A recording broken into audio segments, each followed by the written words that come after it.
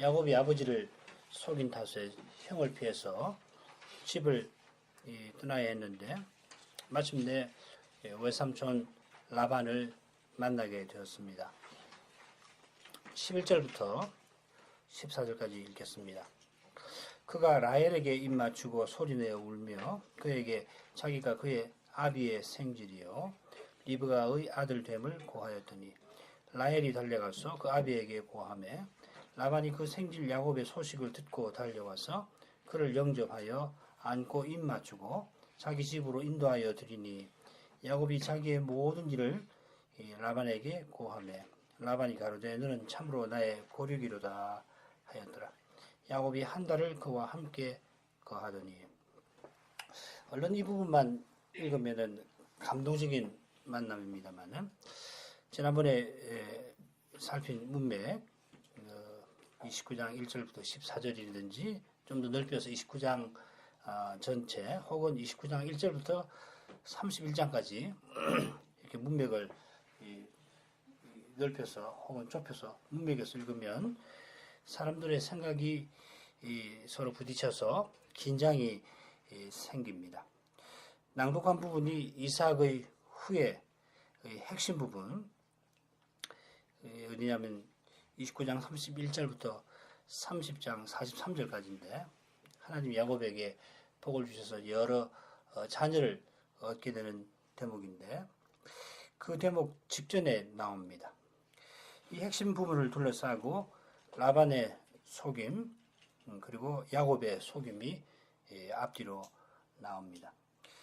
방금 읽은 본문은 라반이 야곱을 속이는 단락을 시작하는 부분에 해당되는데 이 시작 부분은 야곱이 라홀성 밖 우물가에서 라헬과 라반을 감동적으로 만나는 장면을 기록을 해놓았습니다만은 우선 이 짧은 단락에 이 우물가 관행을 두 번이나 밝히면서 이 야곱의 인간적인 속셈을 가만히 드러냅니다.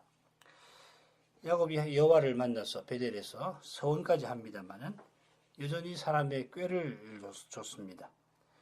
야곱이 그렇다면은 라반도 뒤지지 않습니다. 그런데도 하나님의 언약이 이루어져 갑니다. 언약이 하나님이 이루시는 겁니다.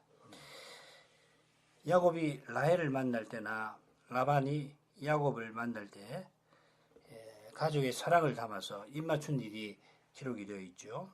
성경에 보면 아주 가까운 친척들이 만나거나 작별할 때 입맞추는 관행이 있습니다.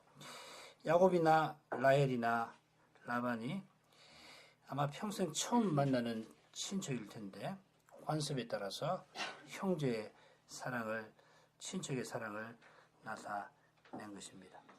그런데 야곱이 라헬에게 입맞추고는 소리내어 울고 그 후에 자기가 외사촌임을 밝힙니다. 하갈이 물이 없어 죽어가는 아들을 차마 보지 못하고서 멀찍이 떨어져서 소리 높여 울었고 룻과 오르바가 시어미와의 작별에서 그리하였습니다. 그 외에도 비슷한 예들이 나오는데 이런 예들을 보면은 이 소리 내어 높여 울었다 하는 건 거의 큰 슬픔을 표시를 합니다. 야곱이 느낀 슬픔은 어떤 것일까요? 야곱이 라헬을 만나기 직전에 목자들을 얼른 우물가에서 보내려고 했는데 뜻대로 되질 않았습니다. 아마 빈손으로 신부를 구하러 온 자기의 초라한 신세를 감추려 한 것 같은데 라헬을 만나자마자는 대성통곡한 것입니다. 라헬의 입장에서 보자면은 이 야곱의 입맞춤은 매우 이상했을 겁니다. 처음 본 사이니까 먼저 자기가 가까운 친척임을 밝히고 그런 다음에 이 친근한 인사를 건네는 법인데 야곱은 먼저 인사부터 건넸습니다. 이는 야곱이 라헬이 온다는 말을 듣고는 목자들을 먼저 얼른 이 우물가에서 보내야 되겠다 하는 생각에 사로잡힌 나머지 자기는 이미 알고 있으니까 그랬을 수도 있고, 이미 야곱이 다른 꾀에 빠져서 그렇게 했을 수도 있습니다. 여기 한 가지 흥미로운 점은 에서가 야곱에게 자기 복을 빼앗겼다고 생각하고 아버지들어 복 주십시오 할 때에, 저에게는 복이 없습니까? 나를 축복해 주십시오 할 때에 이 표현이 사용된 사실입니다. 똑같은 표현을 썼습니다. 모세가 이런 표현을 통하여 야곱의 잘못을 드러내려 했던 걸까요? 형을 대성통곡하게 해서 야곱도 그런 신세가 되었다 하는 교훈을 주려 한 걸까요? 아니면은 야곱이 빈손으로 삼촌 집에 와서 아내를 얻어서 돌아갈 처지에 어떻게든지 이 삼촌의 동정을 사려고 한 걸까요? 라반이 라헬의 말을 듣고 달려와서 야곱을 만나 안고 입 맞춥니다. 전에 이 라반이 어떤 인물인가 우리가 생각했습니다만은, 그때 누이 리브가의 말을 듣고 달려와서 아브라함의 종을 만났는데, 누이가 받은 선물을 유심히 보고 가서는 열필 낙타들이 싣고 온 물건들을 눈여겨본 인물입니다. 100년 전쯤 일입니다. 거의. 우리가 곧 알게 되듯이 이 욕심 많은 라반이 지금 퍽 가난합니다. 이런 라반이 야곱이 소리내어 온 이야기를 듣고 달려와서, 라반 나이가 이삭과 비슷하다고 한다면은 그러면 지금 140세 되었을 겁니다. 이삭보다 조금 어리다면은 130세나 되었을 겁니다. 리브가보다는 나이가 많을 테니까 리브가 나이 우리가 잘 알 수 없지요. 대략 130, 140세쯤 된 노인입니다. 그런데 달려와서 야곱을 안고는 자기 집으로 영접합니다. 빈손인 야곱이 빈객, 귀한 손님 대접을 받습니다.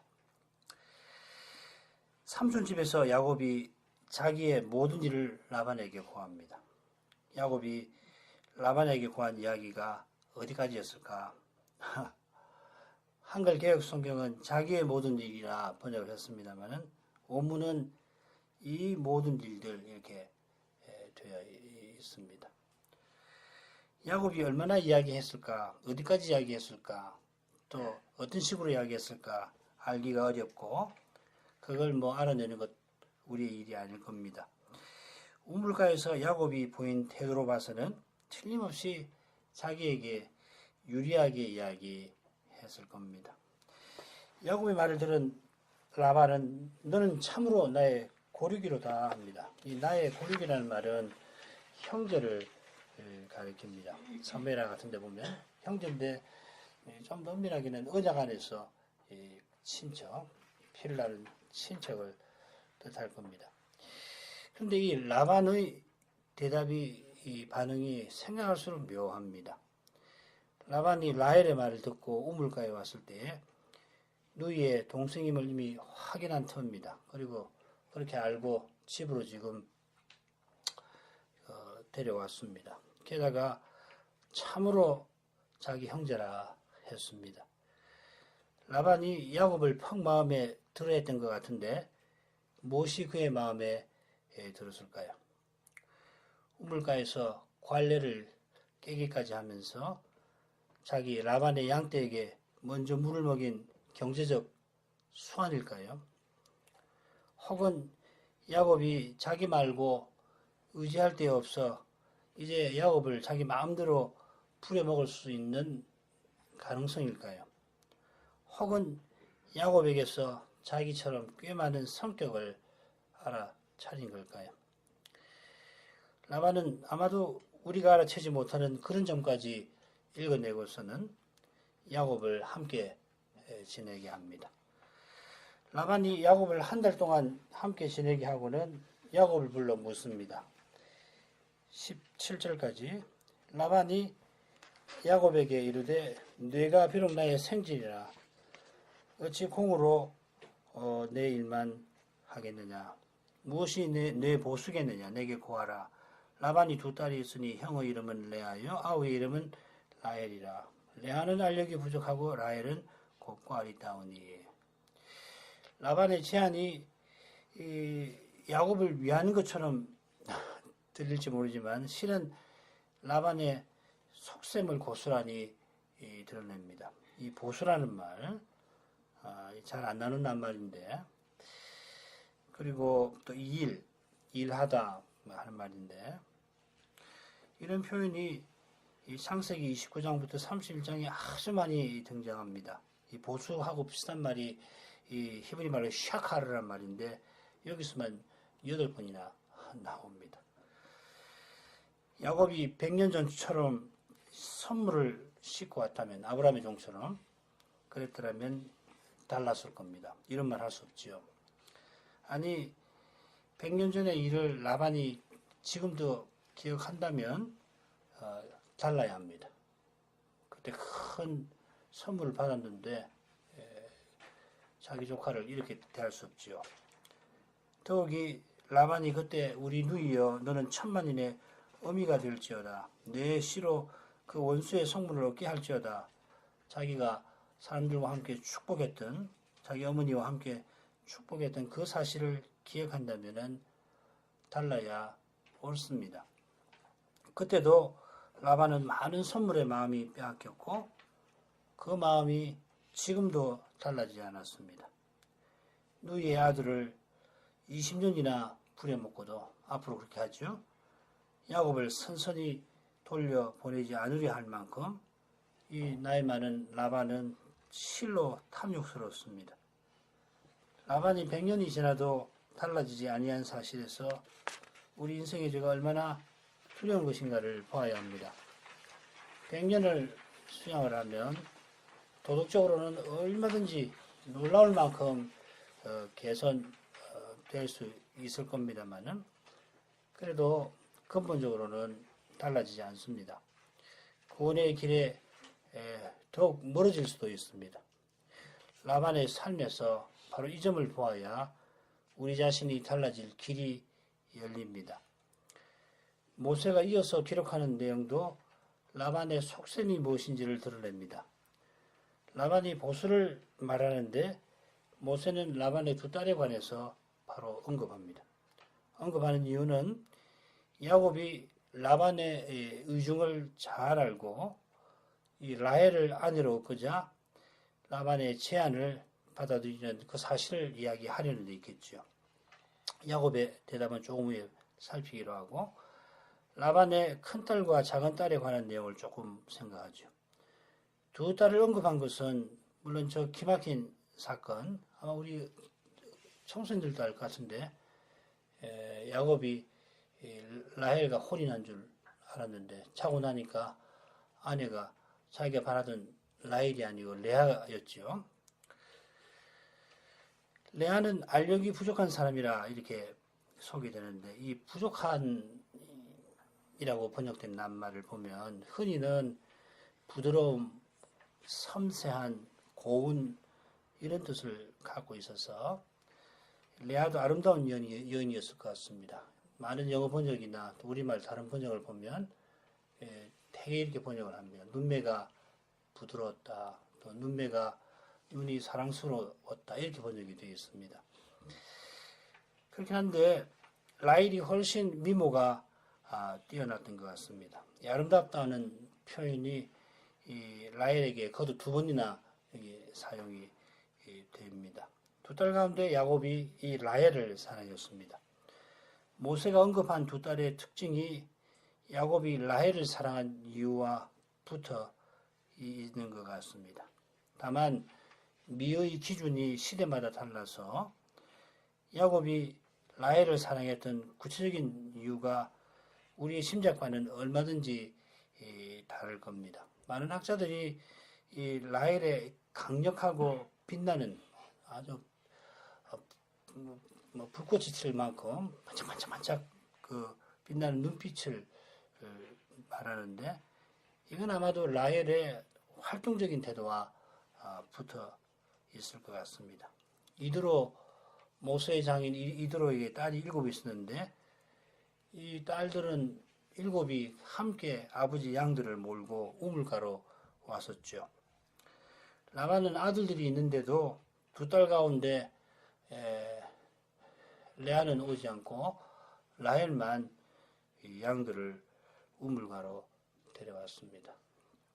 이런 활동적인 면, 나중에 이제 이 자매간의 관계를 엿볼 수 있는 대목이 나오는데 그걸 봐도 라헬은 지기를 싫어하고 매우 활동적인 여인이었던 것 같은데 이런 활동적인 측면이 야곱의 어머니 리브가에게도 물론 있었습니다만은 아브라함의 종이 살폈던 믿음의 그 측면은 지금 야곱의 마음에서는 좀 멀었던 것 같아요.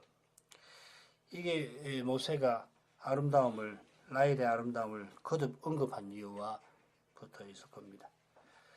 물론 소명은 믿음으로만 이루어집니다. 믿음으로만 이루어집니다. 혼인은 물론이고 다른 모든 소명은 이 소명이라는 말이 부르심이라는 말이죠. 우리 청소년들 부를 소자를 써서 하나님의 부르심을 말하는데 소명은 부르신 하나님의 이름을 부르기 위함입니다.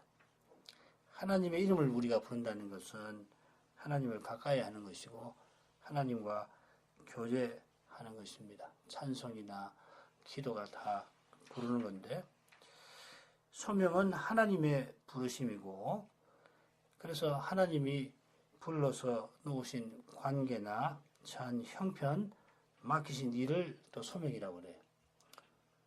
전문 의미에서 소명은 우리를 구원으로 부르시는 것을 소명이라고 그러죠. 그리스도 안에서 우리를 하나님 백성으로 삼으시는 거, 이걸 좁은 의미에서 소명이라고 하고, 거기서 이제 파생해가지고서 하나님이 우리를 놓으신 관계, 또 처하게 하신 형편, 그리고 맡기신 일, 이거 전부 다 넓은 2차적인 의미의 소명입니다. 관계와 일과 형편, 그러니까 관계는 뭐 아버지 되는 거, 자식 되는 거, 남편 되는 거, 어머니 되는 거, 남자인 거, 여자인 거 다 이거 소명입니다.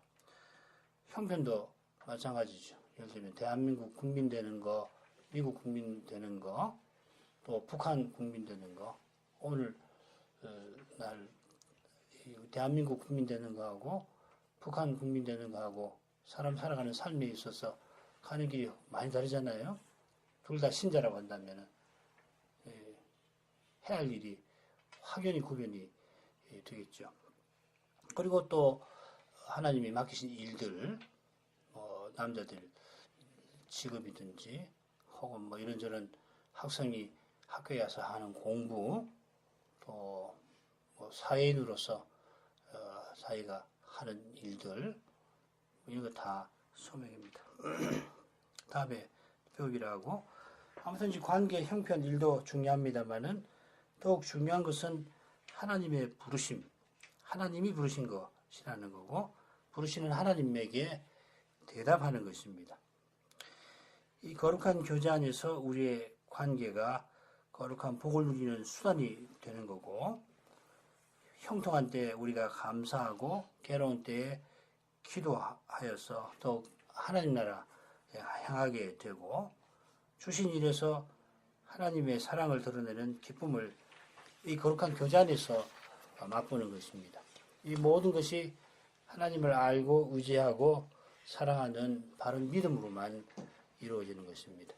우리의 믿음이 연약하기 때문에 소명이 짐처럼 속박처럼 강요처럼 느껴지기도 합니다만은 하나님이 예수님이 우리를 위해서 구원하시기 위해서 모든 일을 다 이루셨다 하는 은혜를 깨닫고 나면은 그 은혜로 나로 하여금 그리스도를 드러내며 살게 하신 사실이 우리의 마음을 환하게 비출 것입니다.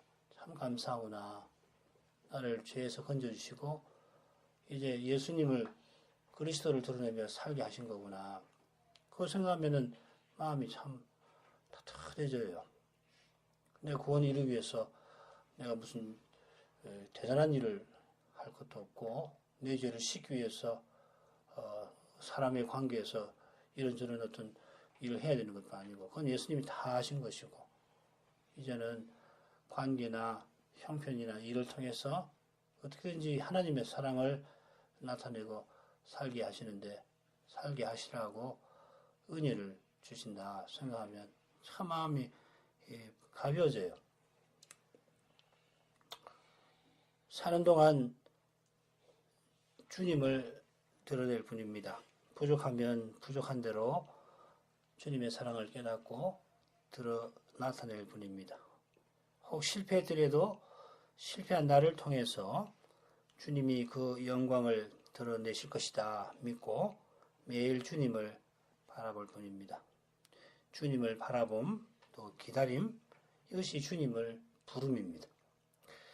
겸손히 주를 부르는 사람은 주님이 그 소명을 틀림없이 이루어 주실 겁니다.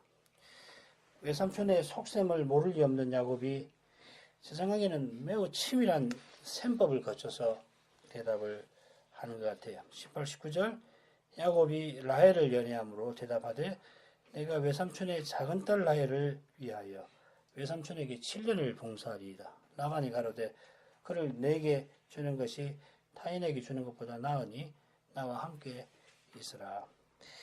야곱은 라헬을 외삼촌의 작은 딸, 원문으로 하자면 당신의 작은 딸 이렇게 됩니다. 이렇게 부르면서 곧 이어질 사건의 복선을 깔고 있습니다. 야곱이 라반의 속셈을 다한 건 틀림없이 아닙니다만 라반의 큰 딸을 제치고 작은 딸과 혼인하려면 이 라반의 마음을 만족시킬 만한 제안을 해야 한다 생각한 것 같아요. 그러나 우리가 다 알고 있듯이 야곱의 꾀가 라반의 꾀에 미치지 못합니다. 반드시 라반이 야곱보다 머리가 좋아서 나이가 훨씬 많으니까 게다가 머리가 좋아서 야곱의 꾀가 실패하는 게 아닙니다. 사람의 꾀는 반드시 실패하게 되어 있어서 그러는 겁니다. 잠시 사람의 꾀가 통할 수가 얼마든지 있습니다만은 얼마든지 상황은 뒤집어져 버립니다. 사람의 꾀가 실패하는 것은 하나님의 뜻만이 이루어지는 까닭입니다. 사람의 마음에서 꾀가 쏟아지는 것은 마음이 그만큼 부패했기 때문입니다. 하나님의 뜻대로 행하는 사람이 사람의 꾀를 이기는 길은 오직 사람의 꾀를 기꺼이 버리는 거기에 있습니다. 당장에는 사람의 꾀에 당할지라도 비밀이 친 그물에 걸린 것 같은 그런 때에도 주의 얼굴에 은밀한 곳, 장막의 은밀한 곳, 견고한 성에서 주님이 보호해 주십니다. 야곱이 라반의 속셈을 헤아려서 7년을 외삼촌에게 봉사하였다고 대답합니다. 당시 풍습을 보면은 신부를 데려올 때에 50세겔을 신부 집에 줘야 하는데 실제로는 이 구약에도 있는 신명기도 나오는 말인데 실제로는 50세겔보다 못한 금액이었다고 합니다. 대개 한 30이나 40세겔, 보통은 30세겔을 주고 조금 넉넉하게 주면 40세겔을 줬다는 거예요.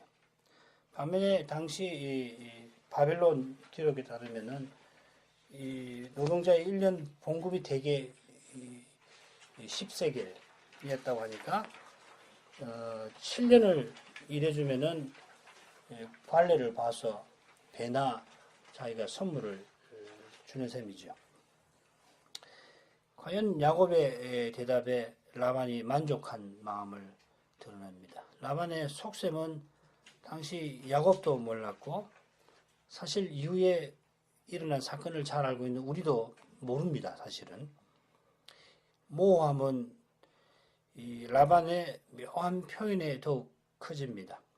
10길 물속은 알아도 한 길 사람 속은 모른다는 속담이 있는데 꾀를 생각해내는 사람, 그 사람의 속은 1000길, 10,000길보다 깊습니다.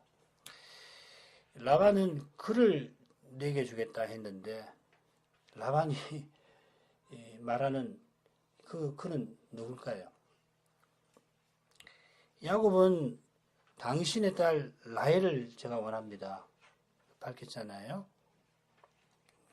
그 사실에 비춰보면 라반이 말하는 그 누구일까 알 길이 없어요. 다 저는 모르겠습니다.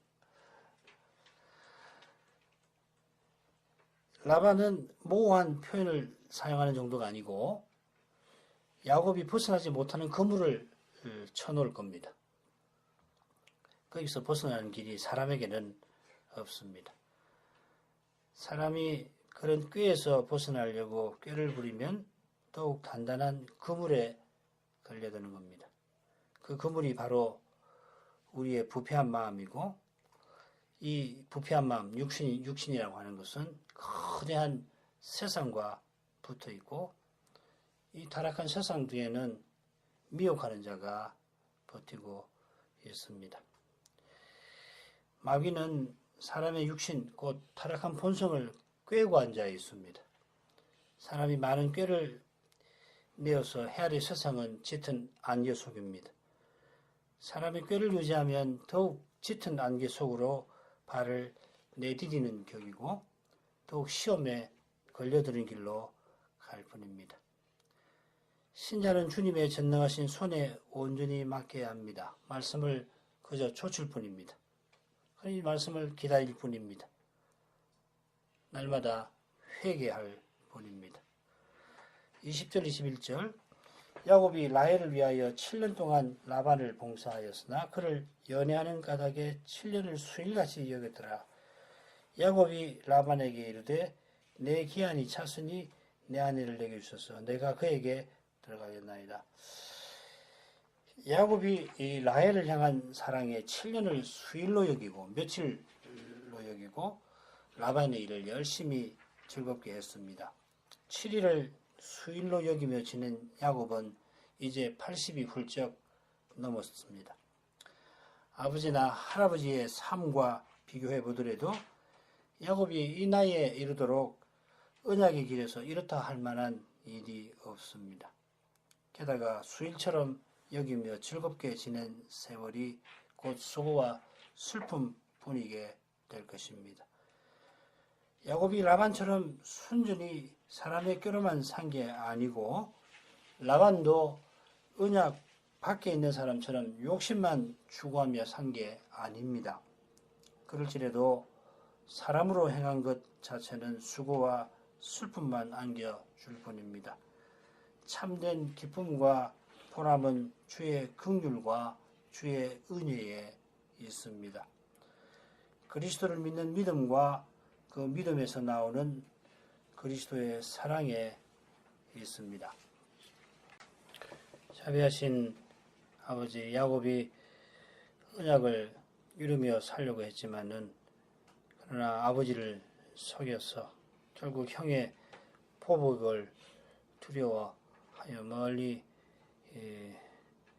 친척집으로 피신을 해야 했던 일을 살피면서 위대했던 족장의 삶에서 인생의 연약함을 또 보게 하셨습니다. 도망자 신세였던 야곱에게 그러나 하나님이 베델에서 나타나서 그와 함께 하심으로 언약을 이루어 주신다고 약속을 해 주셨습니다마는 여전히 야곱은 사람의 꾀로 하나님의 뜻을 이루려 하는 태도를 버리지를 못하였습니다. 우리 인생의 죄가 얼마나 깊은지 이런 데서 깨닫게 됩니다. 주님의 은혜가 날마다 우리에게 절실함을 고백합니다. 이런 죄를 깨닫도록 해주시는 것이 참 하나님의 큰 사랑임을 고백하게 하십니다. 그 사랑을 겸하여 깨닫게 하심으로 더욱 주님의 은혜를 겸손히 구하게 하십니다. 이 주님의 은혜가 저희에게 참으로 절실함을 주님이 잘 알고 계십니다. 저희가 어떤 현실에서도 주님의 말씀을 좇게 해주시고 그 말씀을 꼭 기다릴 수 있게 해주시기를 구합니다. 현실이 어려우면은 이 인생이 심히 힘들어지지만은 주님은 우리의 현실을 다 아실 뿐만 아니라 주님을 바라는 저희를 결코 외면치 아니하심을 기억하게 해 주십시오. 위대했던 시인도 죽음의 얼굴을 봤을 때는 경고판 중에 내가 주의 목전에서 끊어졌다. 자기도 모르게 그와 같이 말하였는데 평범한 저희는 참 비할 바가 못 될 만큼 연약합니다. 그러나 연약한 시인이 그러나 여전히 어려운 현실에 있으면서도 주는 나의 하나님이시라 확신 있게 고백을 했고 주님을 끝까지 믿고 찬송하는 심정에 이르게 하셨던 것처럼 저희가 주님을 의지할 때 주님은 틀림없이 귀한 능력을 저에게 나타내 주실 것입니다. 자비하신 아버지, 저희가 더욱 주님의 이름을 부를 수 있도록 힘주시기를 구합니다. 모든 것을 주님의 손에 의탁하고서 주님의 손이 이끄는 대로 한 걸음씩 나아가게 되기를 구합니다. 한치 앞을 볼 수 없는 현실이지만은 그러나 주님에게는 아무런 문제가 되지 아니합니다. 오히려 문제가 되지 아니할 뿐만 아니라 그 현실을 주님은 전능하신 손으로 쥐고 계십니다. 이 주님을 늘 의지하며 말씀하신 그 말씀을 쫓아가게 해주십시오. 저희 가운데 몸이 약한 이들, 병든 이들을 이 겨울철에 살펴주셔서 건강과 회복을 허락해 주시옵소서. 사람이 다 헤아려 주지 못하는 아픔을 주님은 친히 헤아려 주실 뿐만 아니라 그 변함없는 사랑을 깨닫게 하셔서 거기서 큰 위로와 힘을 얻게 하시며 마침내 소명을 이루고 살도록 해 주십니다. 주님이 무한하신 사랑으로 약속하신 그 소망을 더욱 마음에 품고 살게 해 주시기를 구합니다. 사람이 봐서는 낙담할 만한 처지에 놓였어도 주님을 사랑하는 자에게는 그 모든 것이 합력하여 선을 이루도록 하십니다. 하나님은 악으로 선을 이루시는 분이십니다. 이 거룩한 사랑의 능력이 주님의 교회의 자녀들에게 나타나 주시기를 간절히 구합니다. 주님께서 핍박받는 주님의 교회, 주님의 백성들에게 이 같은 능력을 나타내 주셔서 그 부활의 소망을 마음에 꼭 품고 살게 해 주십시오. 이 복음의 능력이 저희 사는 이 나라의 수많은 주님의 교회, 주님의 백성들에게 나타내 해 주셔서 주의 이름이 이곳에서 칭송받게 해 주옵소서. 예수님의 이름으로 기도합니다. 아멘.